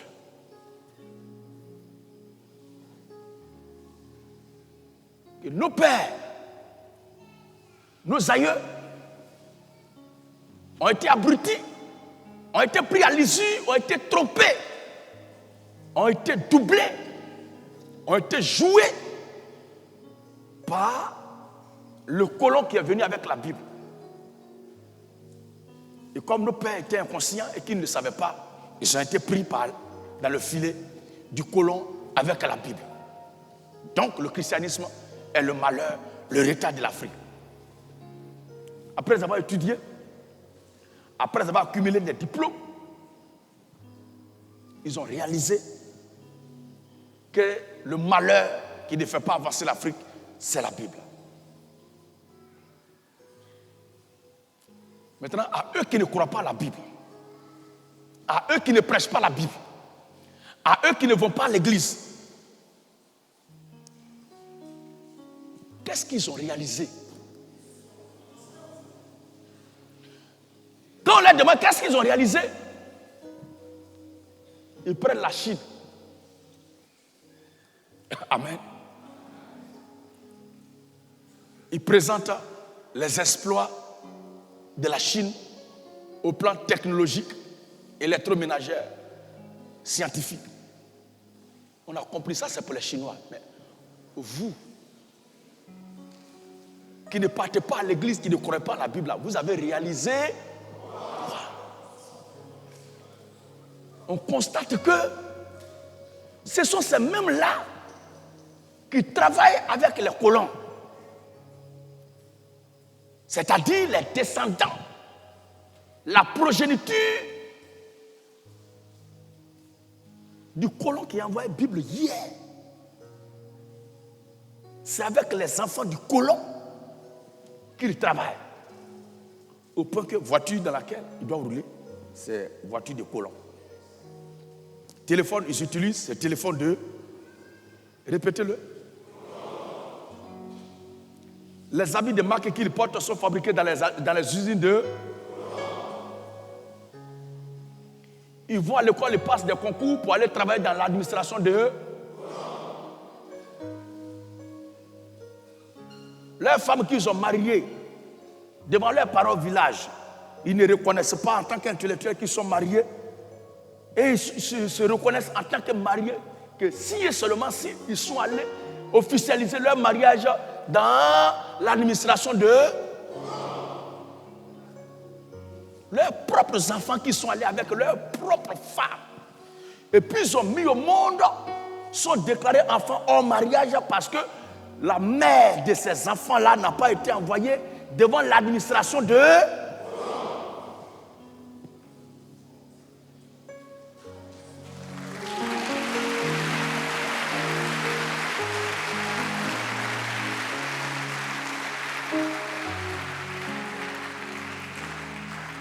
Et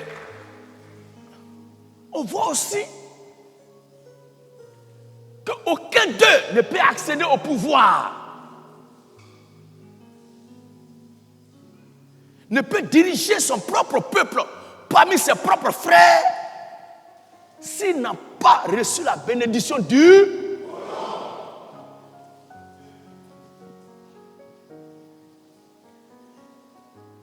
Et s'il doit quitter le pouvoir, ils n'écoutent pas leurs propres frères.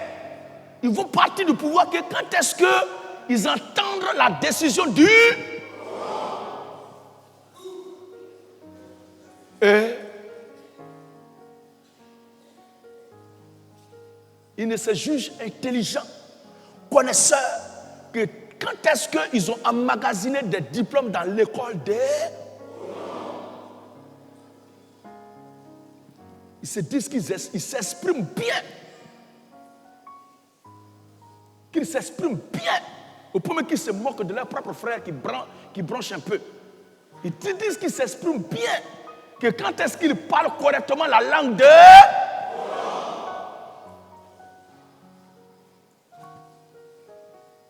Et moi, je dis, je me suis assis et j'ai réfléchi. Et j'ai compris que dans ce cas-là, ce n'est pas la Bible qui est le malheur de l'Afrique. Mais c'est l'hypocrite.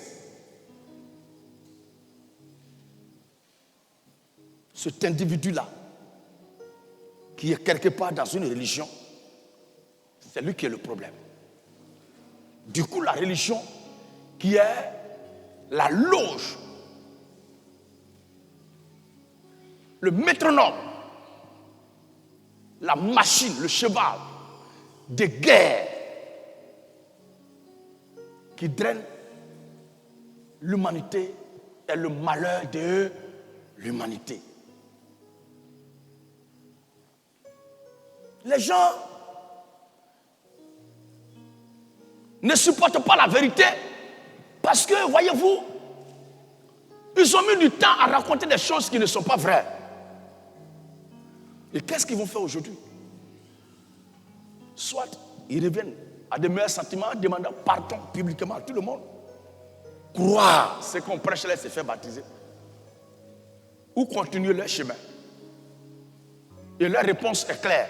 Ils ont décidé de continuer leur chemin. Et dans ce cas-là, ils ne doivent pas reconnaître que ce que nous disons est vrai. Parce que s'ils reconnaissent que ce qu'on dit est vrai, les gens vont leur demander pourquoi vous ne faites pas ce qu'il dit alors. Donc, ils préfèrent dire chacun a sa vérité. Or, ce sont eux qui disent le Seigneur Jésus-Christ dit qu'il est le chemin, la vérité et la vie. Aussi longtemps qu'une poignée, aussi longtemps que cette poignée de combattants, de combattantes, de chrétiens, de chrétiennes, cette poignée de fils et de filles de Dieu, cette poignée de révolutionnaires, cette poignée de véritocrates restera encore debout dans la brèche pour prêcher, pour crier, brandouiller fort l'étendard du royaume éternel de Dieu. La vérité de Dieu ne quittera pas ce monde parce que c'est Dieu qui est là encore. Et à côté, tous ceux qui ne sont pas de Dieu ne vont pas applaudir, ne vont pas aimer, ne vont pas apprécier cela. Ils se chargeront de faire ce que leurs aïeux ont fait. On les voit passer des veillées dans les communautés comme s'ils sont en train de veiller pour la cause de Jésus. Mais quand tu les écoutes, ils sont contre ce que Jésus a dit dans ce qu'ils disent. Alors ce matin, je vous exhorte tous, à tous les enfants de Dieu d'ici et d'ailleurs, de ne pas être membre et de ne même pas songer à être membre d'une religion quelconque. Mais vous devez vous battre de tout votre être pour la cause de la vérité, parce que les enfants de Dieu sont les membres de la vérité, puisque le Seigneur Jésus-Christ est la vérité.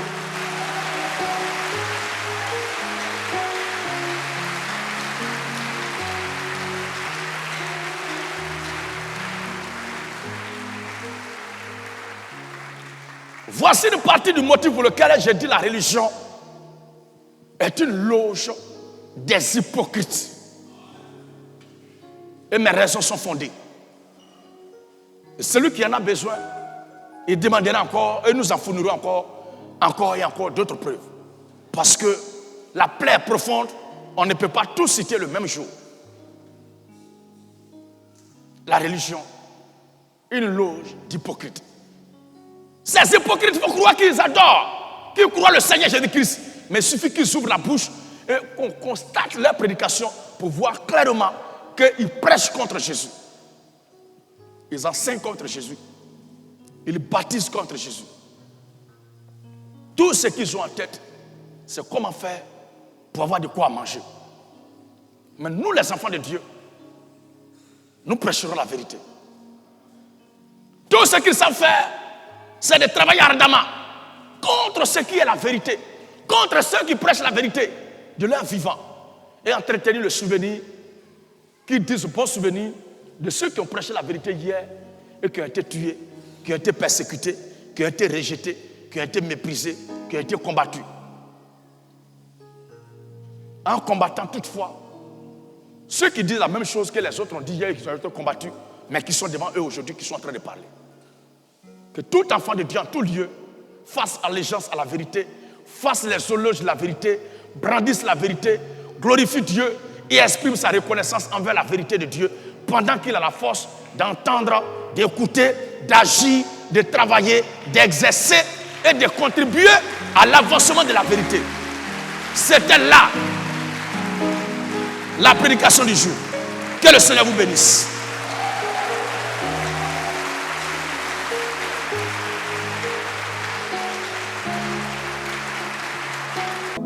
De la tempête, c'est toi qui ramènes l'ordre. De l'épreuve, tu amènes la victoire. De la bataille, tu nous déclares plus que vainqueur.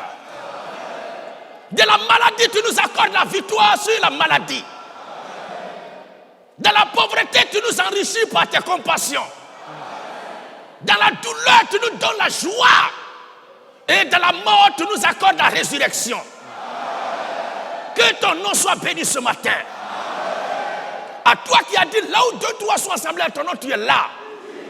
Que ta présence ce matin, qui est le symbole de l'âge de victoire, glorifie ta présence ce matin. Parce que là où il y a la victoire, c'est là que se manifestent les cris de joie. Et c'est là où il y a ta présence, c'est là qu'il y a la victoire. Et c'est là où il y a la victoire, il y a les cris de joie. Et c'est là où les cris de joie se produisent, c'est là où il y a la vie pour l'éternité. Là où il y a la vie pour l'éternité, là où il y a l'adoration en esprit et en vérité. Là où dans l'adoration se produit en esprit et en vérité, c'est là que l'éternité règne à jamais.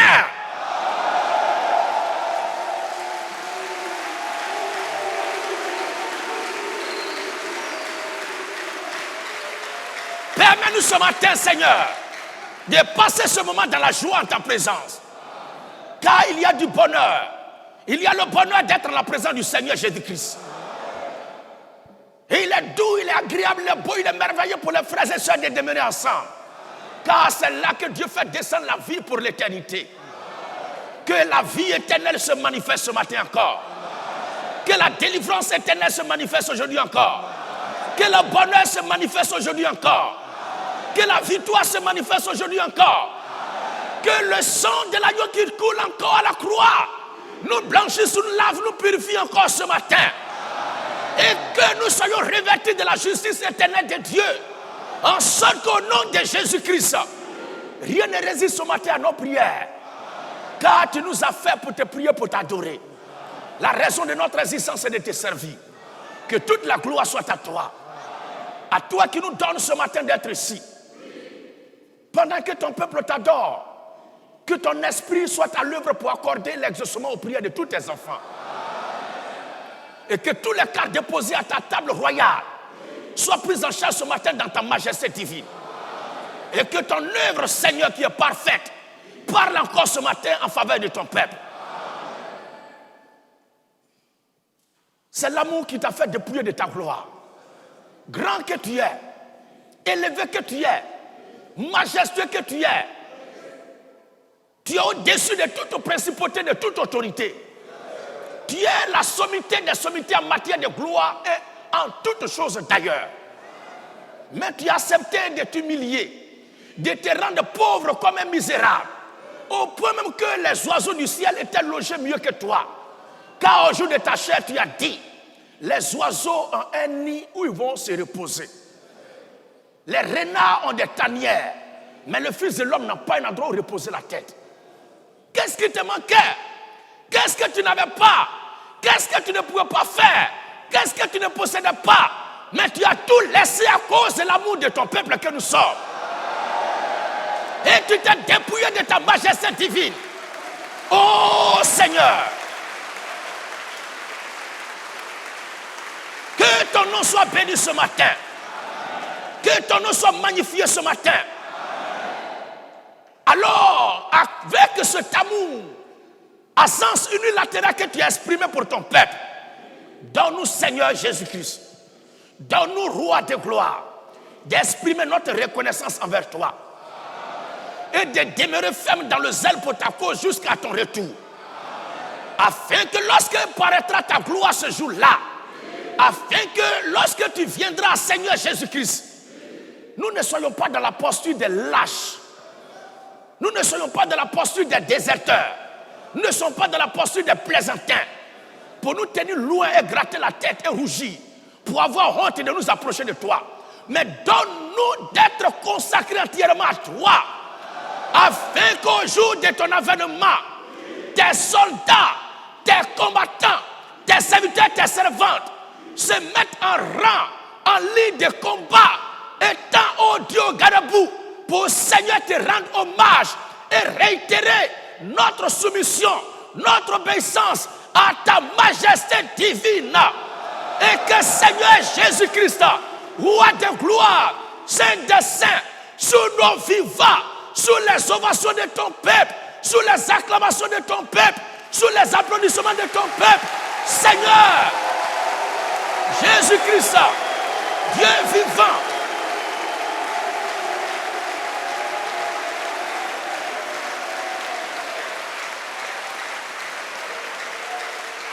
à toi le Dieu très haut, et que ce jour-là, sous les ovations, sous l'applaudissement de ton peuple, Seigneur, tes soldats, ta troupe puissent t'accueillir avec joie dans le cœur. Et qu'aucun de mes frères ni de mes soeurs ne soit mis à l'écart, mais que nous soyons tous fiers de nous approcher de toi et de te voir sillonner dans nos rangées avec ta bande, les pans de ta robe, de ta soutane royale, et que ton peuple soit dans la joie de célébrer tes louanges. Qu'il en soit ainsi. Oh Père, nul n'est semblable à toi, nul n'est égal à toi. Tu es unique en ton genre, tu règnes à jamais. Que tout ce qui serait un objet pour nous empêcher de nous accrocher davantage à toi, mais qui serait notre propre intérêt, nous soit débarrassé ce matin. Et que ton peuple, Seigneur, soit entièrement consacré à toi. Au reste, Père, bénis cette Pâque. Que tous tes enfants qui ont fait le tour et parcouru des distances kilométriques pour répondre à ta seule convocation ne retournent pas bredouilles et tels qu'ils sont venus, mais qu'ils retournent étant chargés de tes bénédictions. Que chacun retourne avec un témoignage édifiant de ta part. Que chacun retourne avec un témoignage glorifiant ton saint nom de sa part. En sorte que dans toutes ces choses, la gloire te revienne. Sois béni, toi le grand Massaya, en ton puissant nom de Jésus-Christ.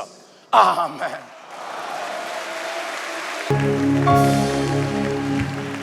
Nous rentrons dans la paix du Seigneur Jésus-Christ. Dieu vous bénisse.